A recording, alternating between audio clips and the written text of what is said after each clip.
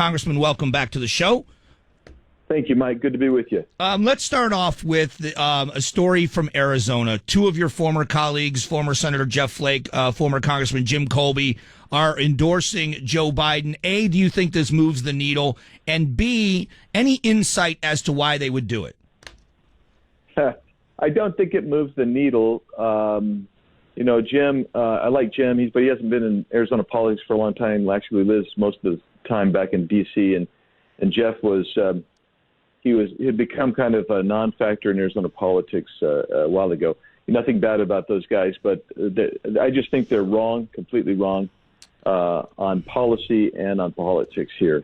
And I have no idea why they're doing it. No idea as to the motivation. Especially with Jeff Flake, that he had spent his entire time being, if not one of the most fiscally conservative members of the Congress in both the House and the Senate in his time there. And it seems to go against every single economic policy of the Biden team, and what they're putting forward is everything he seemed to fight against when he was a member of the Congress. No, I think you're right there. I mean, I look at the kind of the blueprint that Biden has put out, and he's basically adopted the socialist mantra of Bernie Sanders. He's adopted the wild environmental schemes of Ocasio-Cortez. And, I mean, you look at it and you say, Mike, here's the bottom line. The first litmus test for me on any politician is, are you pro-life?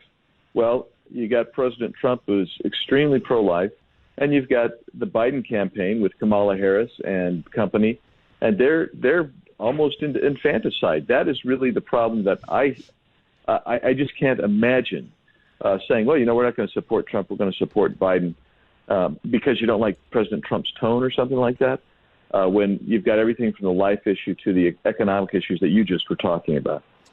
Let's talk about the RNC this week. And neither campaign is going to win by just saying that the other side is dangerous or bad. You're going to have to bring a case to the American people of why you're the right person for the job. Is the president's message going to be this week with all of his advocates as well, that we built an economy once, I'm the best one to do it again? Do you think that will be the message? And if so, is that going to be the winning message? Yeah, I think that's really, really important. And they did some of the speakers last night were talking about that. But I think the first message is jobs and economy. I mean, we know that before we got into the lockdowns around the country because of the epidemic, that we had just a really marvelous economy going, perhaps the best in 100 years. More people at work than ever. The lowest unemployment in every demographic group. Real wages actually going up for the first time in 30-plus years. Mike, we had a great economy going there, and we basically pulled the plug on it in about a week. And we've already seen jobs starting to come back. We've seen 10 million jobs come back over the last 4 to 6 weeks, and that's important. And I think ultimately, and by the way, you're seeing the optimism in the markets, people who invest in the markets, which, by the way, is virtually everybody, because if you've got a retirement account or you work for somebody else, you got investments in the market. So there's some optimism there. I am concerned about the small businesses. We love our small businesses. They're the backbone of our economy, and we need to make sure they can come back. And I think President Trump speaks to people who are concerned about jobs and economy, and his record really shows that.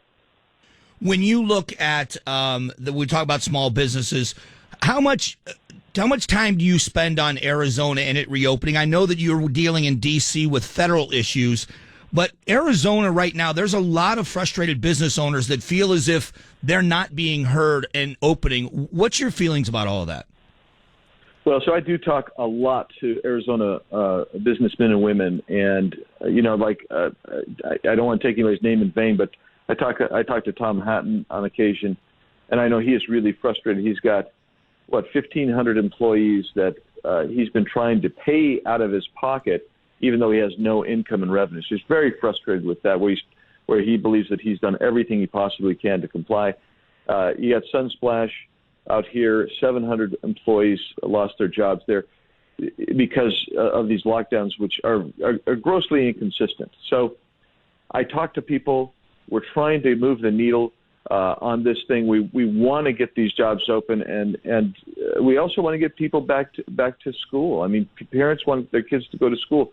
In some ways, they're hand in glove, and I'm working with groups and organizations and individual business owners and parents and even teachers, talking to them, trying to see what we can do to get this the state going again. I don't know if you saw this, Mike.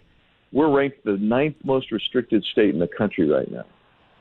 Yeah, and the concerns are great that, some of these businesses won't return, that we need to work as hard saving livelihoods now as we did saving lives.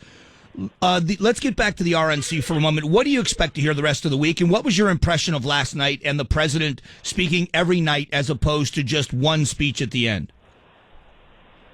Well, I think the first thing that struck me last night was how optimistic everybody is. They really believe in the country. They believe in Americans, and they believe in freedom and the concept. And that is really, really important. And I think people need to hear that optimistic pro-American message.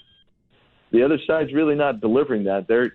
And I think the other thing that stunned me, or really I was really pleased with, was how we've confronted issues directly. We're talking, the school shootings, how to deal with that, all the way to economic issues, how to deal with that, to racial issues, which Tim Scott gave a beautiful speech.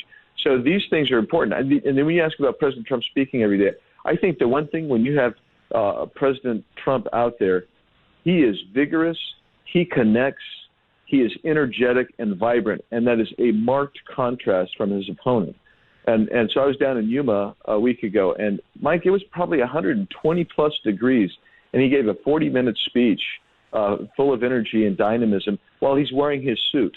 And you just go, okay, there's a huge difference here between someone who's vigorous, is all there. And I've got a pleasure to be around him enough to tell you, he's not degraded one iota. He is more focused, more intense than anybody else in any room that I've ever been in with him. And so him getting out there, I think it kind of demonstrates that to America that he is a leader. All the social issues that are being discussed and the personality conflicts between the two and accusations and things of that nature, in the end, classically, the American voters have voted with their wallets.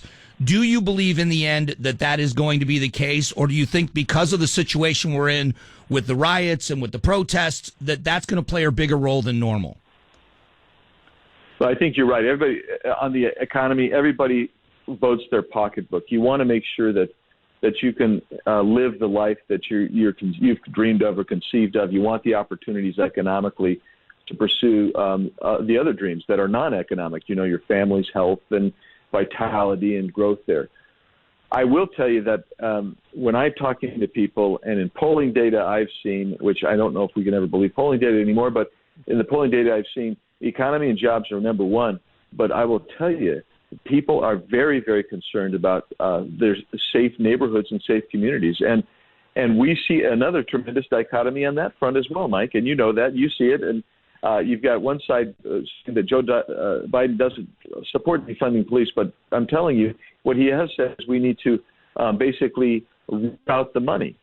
So if you're rerouting the money, you're defunding the police.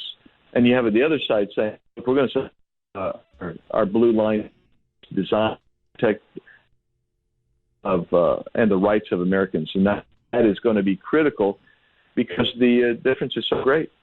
Yeah, we're starting to have issues with your phone. You're kind of cutting in and out. We always appreciate the time with you.